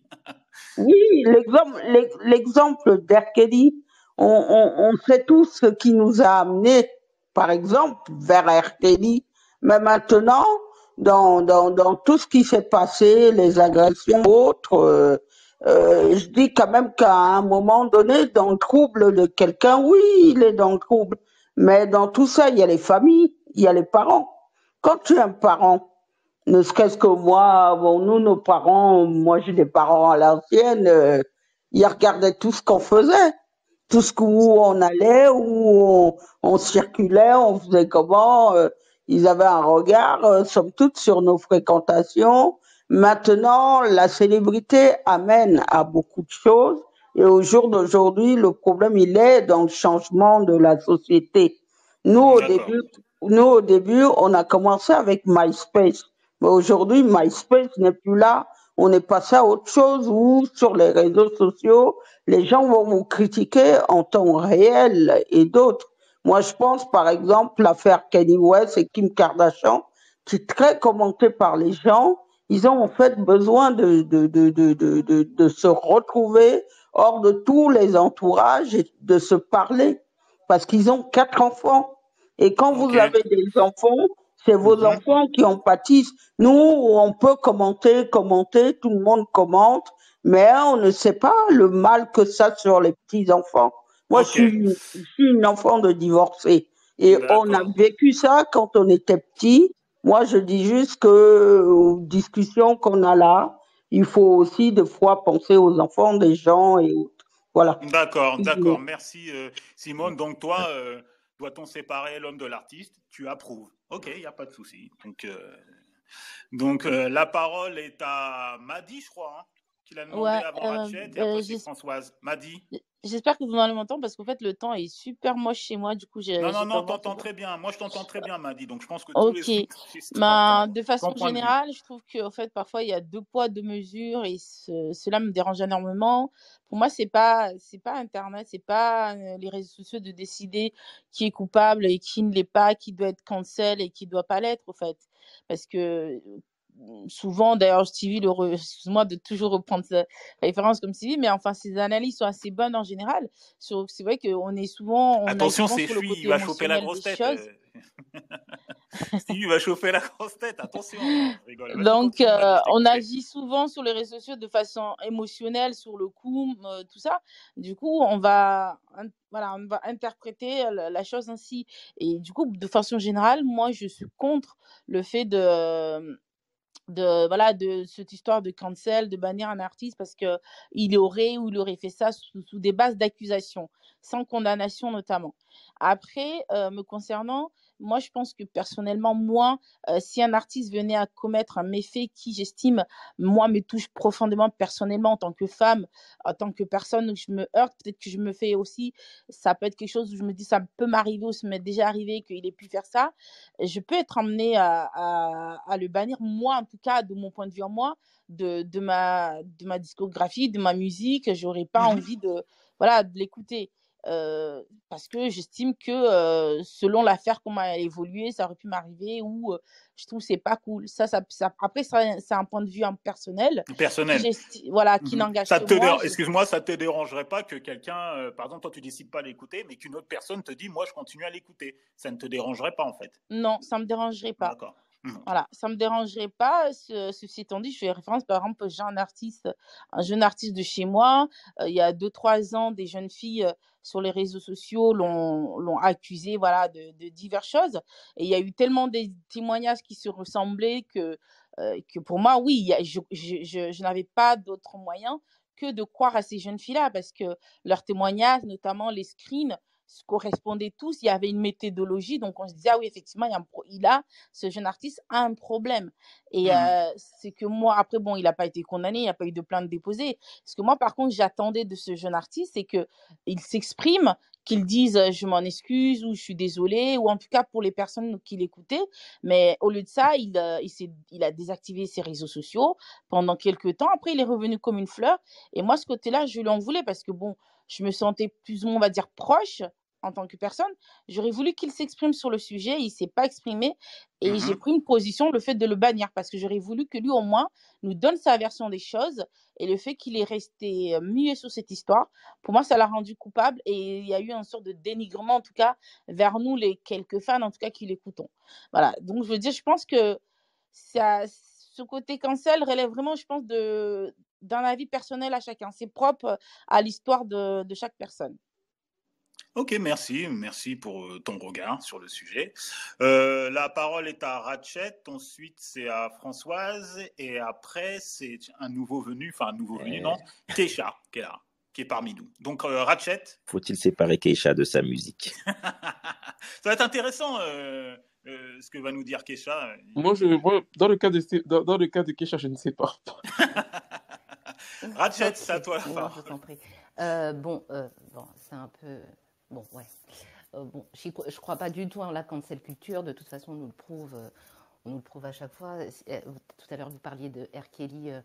R. Kelly, la première semaine où il est parti en prison, plus de 600 d'albums streamés, je crois. Il a fait plus de 600% de stream.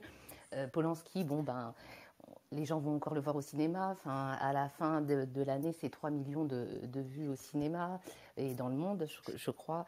Je crois pas trop à la cancel culture. Par contre, je crois pas du tout même à la cancel culture. Mais pour mon avis personnel, moi je crois plutôt, pour moi, à la cohérence. Je sais que R. Kelly, j'écoutais des titres comme I Wish par exemple, avec une chorale d'enfants derrière. Je me sens plus sereine d'écouter ça maintenant, sachant tout ce qu'il a fait et sachant ce que je sais maintenant. Donc voilà, pareil, si je dois... J'aime beaucoup l'art contemporain, donc Claude Lévesque qui a été accusé d'agression ou d'attouchement sexuel sur mineur.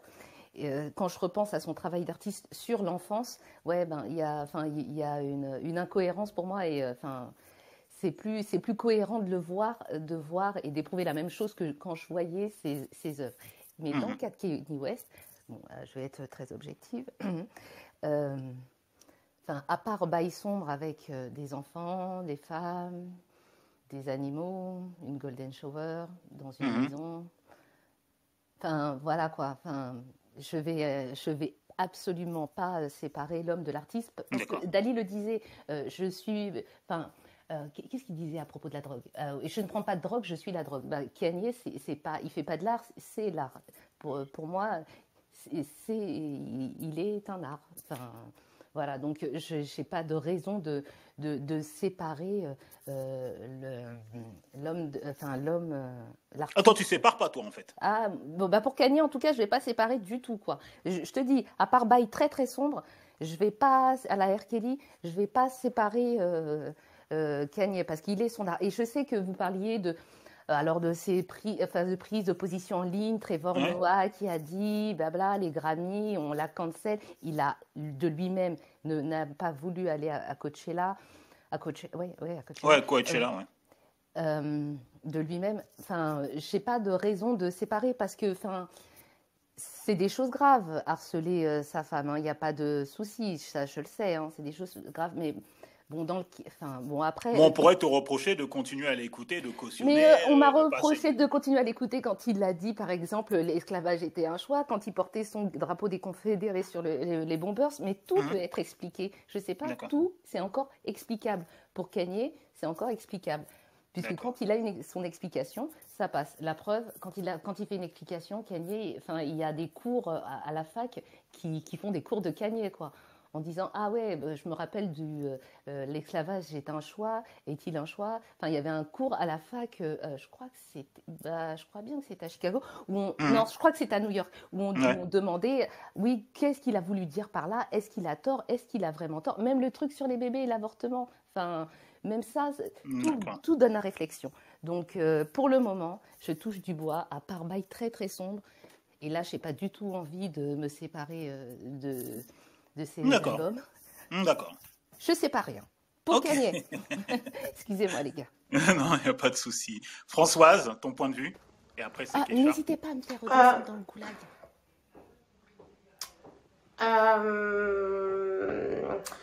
Joker, je ne sais pas. Je pense T'as pas d'avis? Incroyable, ça.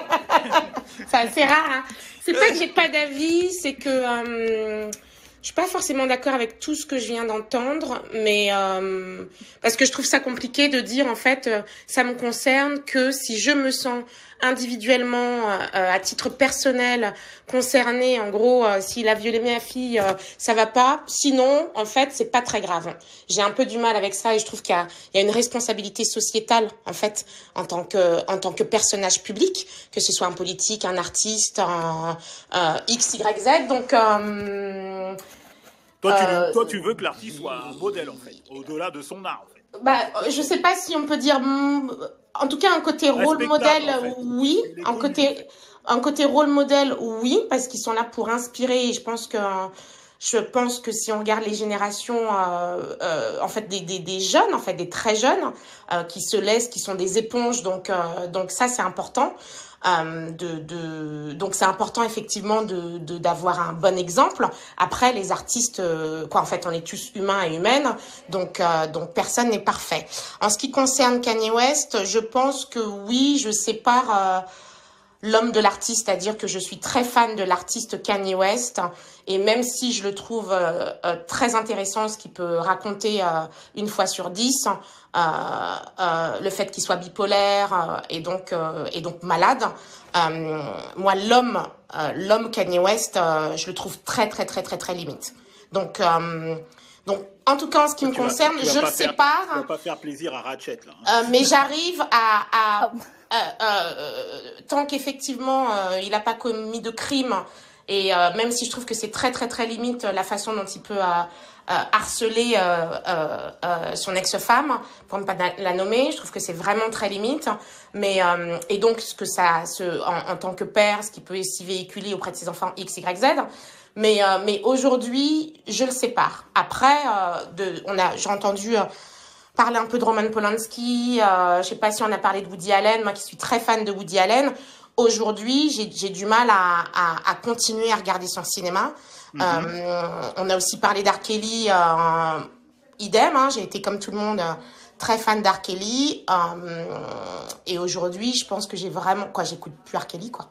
Et voilà, donc j'en suis pas à ce stade-là avec Kanye, parce que déjà, il n'a pas fait quelque chose que tu estimes. Ouais, et puis il est quand même malade, donc ce qui n'excuse pas tout, hein, mais l'homme et les propos et ce qu'il peut tenir, donc oui, il y a des choses qui sont très intéressantes parce que ça amène à une réflexion, mais 9 fois sur 10, je trouve que c'est juste. Par contre, François, je n'ai pas compris. Qui a dit si ça ne me touche pas Alors, je sais plus. J'ai pas. Surtout que je fais autre chose en même temps, donc j'ai pas forcément. Et c'est pas grave en fait. Je disais, c'est pas grave. C'est pas grave de savoir qui a dit quoi. Mais je disais juste que je trouve ça un peu limite quand on attend qu'une situation. C'est exactement ce qui se passe en fait sans aller trop loin, mais avec l'Ukraine en fait, c'est-à-dire que parce que c'est près de chez nous, tout d'un coup les Français se sentent concernés, alors que si c'est la Syrie, le Yémen et on en passe, on ne se sent pas concerné. Donc voilà, je trouve que c'est c'est un peu du même acabit.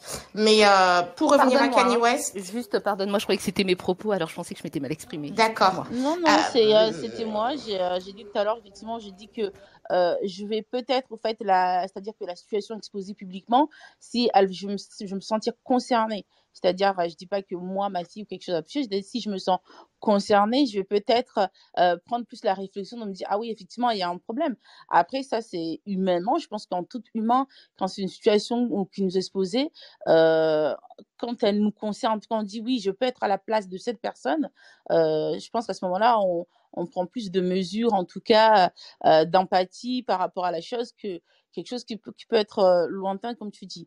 Après, concernant Kanye West, moi, jusqu'à présent, en fait, toutes ces positions, prises de position publique, en fait, c'est des opinions personnelles. Comme moi, je peux en avoir, comme toi, comme nous tous, on peut en avoir sur des opinions politiques, sociétales, au fait. Donc, je vois pas pourquoi on va le boycotter pour ses propres opinions personnelles, en fait. À la différence, excuse-moi juste, m'a dit de te couper, à la différence que non, Kanye West, bien sûr que ce sont des opinions personnelles, la différence c'est qu'entre les opinions de Françoise Notre-Lay et dans son entourage et Kanye West, avec ce qu'il véhicule en termes de popularité et donc d'inspiration mondiale, et juste que Kanye West, qui s'est quand même présenté, en tout cas qui a voulu se présenter au présidentiel aux États-Unis, ça dépasse en fait. Donc non, on n'est pas tous à l'échelle mondiale au même niveau. Ça, je trouve que c'est utopiste de se dire que la voix de Françoise Notre-Lay est la même que celle de Kanye West, est la même que celle de Barack Obama. Oui, sur le papier, ce que ça implique sociétalement, et encore une fois, dans la partie rôle modèle, à une échelle qui est, en termes de dimension et en termes d'enjeu, n'est pas du tout la même. Voilà. C'est mon avis, encore une fois, perso. Oui. Voilà. Stevie, tu voulais réagir rapidement, après on passe la parole à Keisha. Oui, mais ce que Françoise dit, j'entends, je comprends, mais ça sous-entend quoi? Ça sous-entend que si, par exemple, tu as dit que effectivement Kanye, de par sa personne, a une exposition qui fait en sorte qu'on ne peut pas considérer ses opinions comme étant de simples opinions. Mais ça signifie quoi? Ça signifie que lui devrait avoir une manière de penser qu'on lui dit. C'est-à-dire que ça veut dire quoi par rapport à lui-même? Parce que ce que tu dis a forcément une traduction. Et la traduction, c'est quoi finalement? Ça veut dire que Kanye ne doit pas s'exprimer ou alors doit s'exprimer d'une certaine façon pour qu'on ne le sanctionne pas? Pourquoi on ne considère pas ça comme étant une opinion? Intéressant ce que vient de dire, mais au-delà de ça, j'ai envie de rajouter, dire à Kanye qu'il est le commun des mortels comme nous, en fait, c'est presque l'insulter, en fait. Quand tu connais et quand tu regardes le personnage que c'est, Kanye te dit que c'est un dieu. Il le dit pas en plaisantant, en fait. Il le dit pas juste comme ça. Donc le remettre, en fait, à notre niveau, entre guillemets, en tout cas au mien, je sais pas pour vous, c'est presque l'insulter. Donc oui, je reviens sur ce que je disais tout à l'heure. Je dis pas que on doit mettre, on n'est pas en dictature dans le monde, donc on n'est pas là pour mettre des mots dans la bouche des uns et des autres, des unes et des autres. Par contre, en ce qui me concerne, encore une fois, je trouve que en tant que personnage public, en tant que personnage qui a un impact sur les jeunes générations, sur la société, sur plein de choses qui peuvent, à des choses décisionnaires, à des niveaux décisionnaires, même en termes de créativité ou autre. Oui, je pense qu'il faut faire attention au discours qu'on peut propager, en fait. Oui, oui. Alors, justement, on a un artiste qui est parmi nous. Bonsoir, Keisha. Comment tu réagis à cette question-là? Doit-on séparer l'homme de l'artiste? Et ce qui vient d'être dit par François, justement, l'artiste, est-ce qu'il doit être en quelque sorte un rôle modèle, vu qu'il a un statut à part, le fait qu'il soit artiste et connu d'un grand nombre? Ton point de vue, Keisha? Bonjour à tous. Bonsoir à tous, pardon. C'est compliqué. En fait, c'est compliqué parce que quand on rentre dans la sphère publique et que on touche des centaines de milliers de gens et plus, on est dans une espèce de contradiction entre ce qu'on pense soi-même et la conséquence de ce qu'on pense et ce qu'on dit. Moi, il m'est arrivé j'ai eu une expérience un jour sur Facebook, donc il y a peut-être 15 ans. Ouais. Donc bon, moi j'ai toujours été quelqu'un de très de très sincère dans mes posts. J'ai jamais, même dans la célébrité, j'ai jamais voulu être un personnage, en fait. J'ai toujours voulu être moi-même, tout en comprenant qu'effectivement, bon, il y a une image, il y a une responsabilité aussi d'une certaine façon, mais j'ai toujours essayé de dire ce que je pensais, mais en même temps, je me suis toujours retrouvé un peu dans un certain carrefour, parce que, comme tu le sais, mon père est un grand politicien dans mon pays. Ouais. Donc, il y a des choses que je veux dire parfois, mais après, je réfléchis à comment mes mots peuvent être utilisés comme armes dans mon pays contre, pas moi, puisque c'est mon avis, mais contre des gens de ma famille ou tous les gens qui sont dans la politique dans ma famille, et il y en a plein. Par exemple, il y a des choses que je peux dire aussi au niveau de la musique, et il y a des gens qui vont l'utiliser aussi pour ou contre moi ou contre mes autres collègues, parce que ma parole porte. Et parfois, je dis des choses sincèrement sans m'imaginer qu'ils vont porter. Je vais dire des choses juste en me disant, voilà, moi, je pense que ça. Par exemple, la sortie que j'ai faite sur la pop urbaine et le zouk, c'était pas censé devenir un truc viral qui allait être propagé partout. Et il y a 15 ans, donc je me rappelle, je suis parti avec Jacob Devarieux, paix à son âme, et Claudicia, on est parti au Bénin, après on est allé au Burkina, après je me suis retrouvé au Cameroun, après on est à Kinshasa, après j'ai continué une tournée, je me suis retrouvé, je crois que j'avais fait une trentaine de pays en Afrique, et même, pas juste en Afrique noire, même aussi en Afrique du Nord, j'avais fait une grande tournée, et bizarrement, à chaque fois qu'on allait dans les afters, il y a toujours un moment où on allait dans une discothèque où toutes les femmes étaient, alors non, pas toutes, mais il y avait la plupart des femmes dans ces discothèques étaient des noirs de peau et tous les hommes étaient blancs. Ouais. Et il y avait un feeling bizarre dans toutes ces discothèques que j'ai ressenti pas à la première discothèque, je me suis pas posé la question. Mais au bout de la 10e discothèque, je me dis, c'est bizarre, dans chaque pays où on va, il y a toujours une discothèque comme ça, bizarre, où toutes les nanas ont l'air là et tous ces expats, il y a des transactions bizarres, on dirait, et j'arrivais pas à mettre les mots dessus, tu vois. Donc, mais au bout de ma dernière date, j'étais c'est pas Madagascar, c'est à côté de la Réunion, j'ai oublié le nom de cette île, Mayotte. J'étais à Mayotte. Et on a un vol à 14h, mais à 4h du matin, on est en discothèque. Et à nouveau, on nous emmène dans une after, dans pareil, une discothèque encore, où je vois toutes les nanas sont des blacks, des renois, et tous les hommes sont blancs. Et à nouveau, je vois une transaction qui me paraît chelou. Enfin, je sais pas. Et bon, c'était juste une observation. Je me suis pas pris la tête là-dessus. Sauf que quand j'arrive à l'aéroport, je vais sur mon Facebook et je poste. Tiens, c'est bizarre. Dans tous les pays où je suis allé pendant ma tournée en Afrique, il y avait toujours une discothèque qui s'appelait le Manhattan ou le machin, où toutes les femmes étaient noires et tous les hommes étaient blancs. Et c'était un peu bizarre. Et tu sais, je me suis pas pris la tête. J'étais juste en train de déclarer quelque chose que j'avais vu de mes yeux. Ouais, une observation, quoi. Voilà. Tu avais observé. S'en est suivi 14 heures d'avion. Et quand j'atterris à Charles de Gaulle, voilà, là, j'arrive chez moi, et puis je vois mes notifications qui ont explosé sur Facebook. Et je me dis, mais qu'est-ce qui se passe?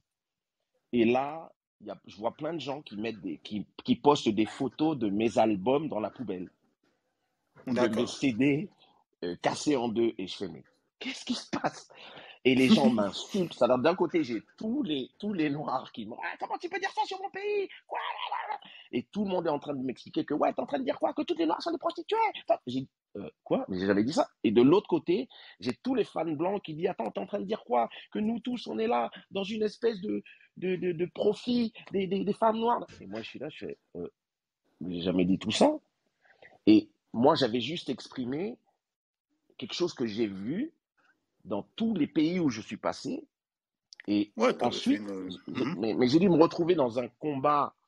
Et puis, c'est assez compliqué en tant que personne, parce que quand tu te retrouves attaqué quand tu as 1 million de followers et que tu te retrouves attaqué par 10 000 personnes, c'est assez compliqué, même mentalement, en fait. Tu retrouves dans une espèce d'adrénaline où tu es en train de te défendre parce que tu n'as pas voulu dire du mal de quelqu'un, mais les gens ont pris mal un de tes propos. Et donc, je me suis expliqué avec tout le monde et j'ai posé à chaque personne de chaque pays, connais-tu cette boîte? Et ils me disaient oui. Dans cette boîte, est-ce que c'est comme ça? C'est comme ça. Les gens me disaient oui. Alors je disais, quel est votre problème exactement? Ah non, tu es une personne publique, tu ne peux pas dire ces choses-là parce que tu donnes une image de nos pays. Et j'étais là, je disais, mais vous êtes des malades. Donc je peux plus dire la vérité. Et donc, on se retrouve parfois dans cette espèce finalement de contradiction entre qui tu es en tant que personnage public et quels sont les propos que la vérité que tu veux exprimer, sans parfois se rendre compte de tous les éléments. Et la question que tu te poses derrière, c'est dois-je commencer à me censurer pour ne pas avoir de problème, en sachant que malgré tout, ce que je dis est juste la vérité. Et je n'ai pas fait un jugement de valeur. J'ai juste dit, tiens, c'est bizarre, j'ai vu ça.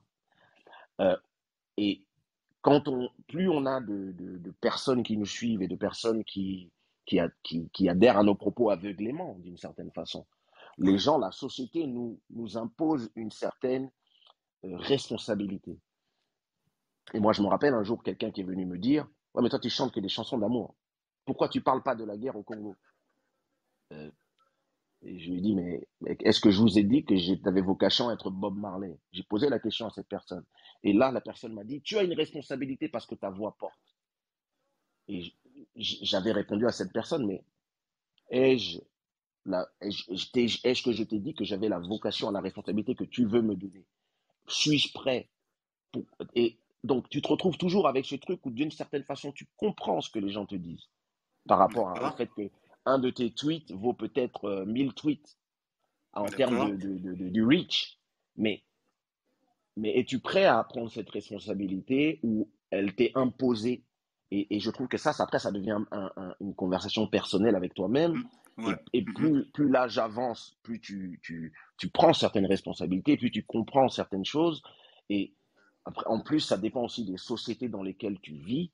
Il y a des sociétés où chaque chose que tu vas dire va être complètement disséquée, va être interprétée, réinterprétée, surinterprétée. Les gens vont partir avec tes propos et il y a des gens qui ne cherchent même pas à comprendre ce que tu dis.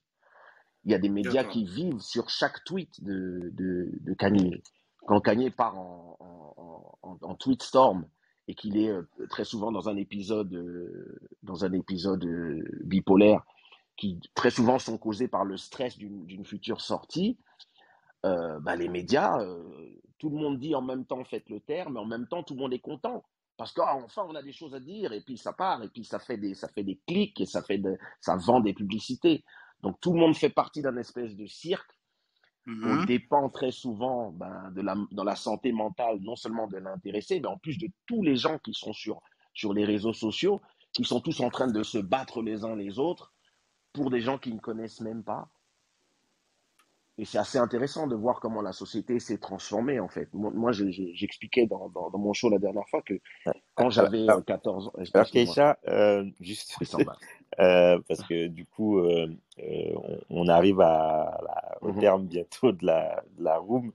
Et je pense qu'en tout cas, ton propos était très, très intéressant et il a bien illustré, en fait, comment l'artiste peut s'échapper à lui-même, c'est-à-dire qu'il n'est plus maître finalement même de son homme lui-même, parce que du coup, les gens vont assimiler ton message à ta personne, alors qu'en fait, c'est même pas représentatif ce qu'ils ont perçu de ta personne, quoi. Donc c'est un choix. Intéressant. Ouais. C'est un choix personnel, en fait, en tant que personne. Qui suis-je, qui ai-je envie d'être et est-ce que j'assume les conséquences? C'est un choix personnel. Chacun va décider pour lui. Moi, ça fait 25 ans que je suis dans l'œil public. Il y a 25 ans, je ne comprenais pas plein de choses. Et il y a même certaines fois, il y a des choses que je disais ou que je faisais où je ne comprenais même pas pourquoi on m'en voulait. Aujourd'hui, je comprends beaucoup de choses. parce que j'approche des 50 ans, c'est pas la même chose. Et donc, on n'est pas du tout dans la même conversation, mais tu sais que tu peux dire un bête truc, tu peux dire oh, je suis dans un taxi ici à Lisbonne, oh, je suis dans un taxi et je comprenais rien, mais je faisais semblant. Et puis d'un seul coup, tu as tous les Portugais qui commencent à t'insulter parce que tu parles toujours pas portugais. Et tu te dis, mais ils sont fous. Et donc, les réseaux sociaux ont un côté où les gens se mettent en meute parfois contre quelqu'un. Donc, peut-on séparer l'artiste de son art? Ouais. C'est à votre choix. Moi, je pense que c'est votre choix personnel les uns les autres. Mais on est dans une société où les choix des uns, comme ça devient religieux aujourd'hui, quand les gens pensent qu'il faut séparer, ils veulent religieusement que tout le monde pense de cette façon. Et quand les gens ne veulent pas séparer, ils veulent que tous les autres pensent aussi de cette manière. Et tout le monde se bat comme ça et tout le monde s'invective avec tout le monde est dans l'émotion et tout le monde est dans ouais, mais nous on est mieux que vous parce que nous on arrive à séparer, ou nous on est mieux que vous parce que nous on sépare pas, et donc il y a un côté très religieux dans tout ça, et c'est Ok, merci. c'est à vous de choisir, à mon avis. Je voulais juste envoyer une petite blague à Kesha. Est-ce que tu as reçu ta demande d'ambassadeur, ton titre d'ambassadeur mon passeport diplomatique? Oui. Avec comme Jean Vanda. Écoute, c'est comme des bonbons maintenant. Écoute, moi j'ai grandi, j'ai grandi avec un passeport diplomatique, donc c'est pas quelque chose qui me fait envie particulièrement, mais écoute, j'ai même pas la nationalité congolaise, enfin je l'ai plus, j'ai la nationalité française maintenant, donc je trouve ça bien triste qu'on donne des sésames comme ça aux uns et aux autres. Mais je vais quand même aller demander au président de me donner mon truc, hein. Sinon, pour revenir juste un petit peu à Mayotte, parce que je suis originaire de Mayotte. Oui, m'a dit en fait parce que là on a vraiment explosé Ah, le d'accord, temps. ok. Et il y a Nour qui n'a pas encore parlé. Ok, il n'y a pas de souci. Je suis désolé. Ouais, désolé. Nour, bonsoir à tous. Bonsoir à tous. Je vais essayer de faire vite. Ouais. Alors, par rapport à la question, c'est une question qui va se poser de plus en plus parce que les artistes ont droit à ça, mais il y a aussi les hommes politiques et un peu même les influenceurs. En fait, toute personne qui est maintenant sur le devant de la scène, souvent lui oppose en fait son comportement en disant que de par sa célébrité, elle doit en fait avoir un comportement irréprochable. Et en même temps, il y a une deuxième question qui va se poser.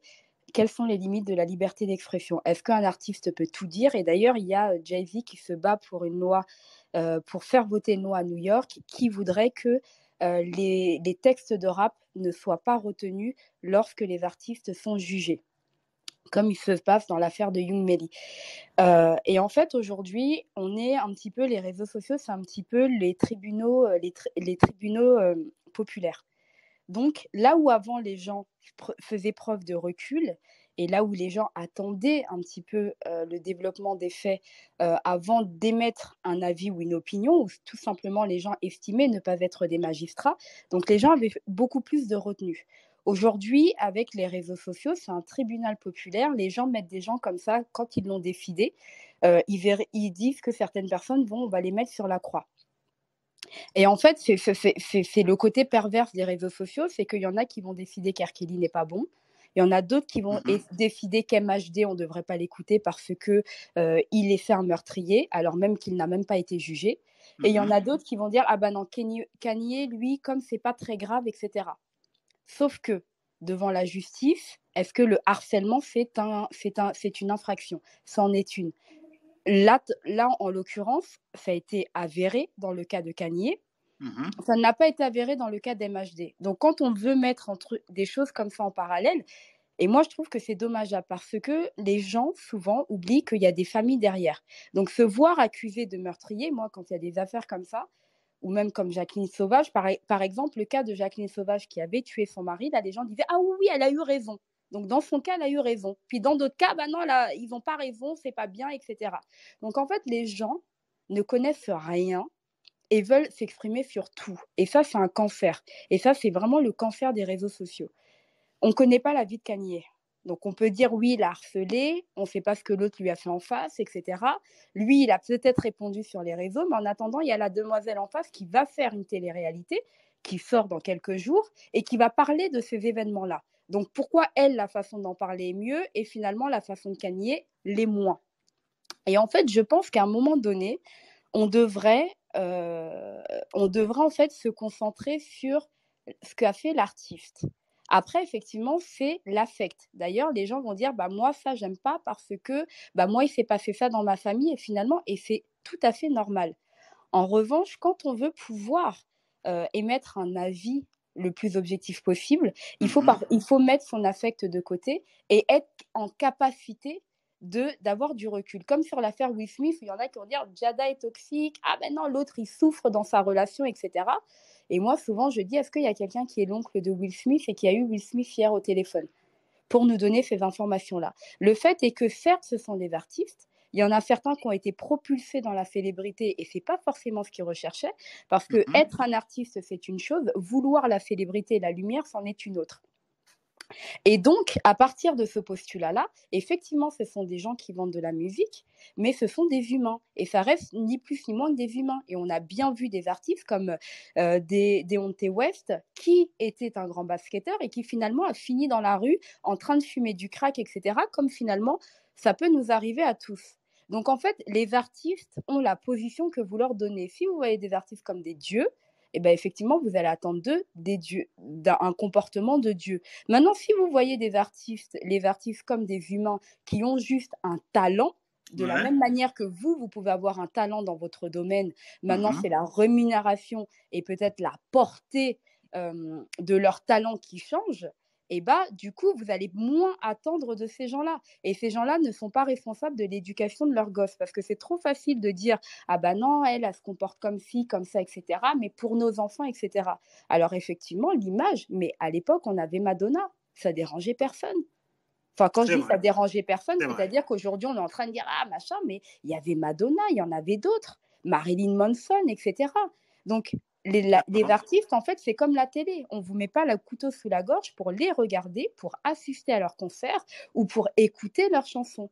Donc après, vous ne pouvez pas leur faire des reproches. C'est comme si moi, demain, je vous faisais un reproche. Alors, vous êtes un très bon banquier, mais par contre, je vous dis, moi, ce qui me dérange, en fait, c'est le fait que vous alliez dans des clubs échangistes. Merci, nous. Vas-y.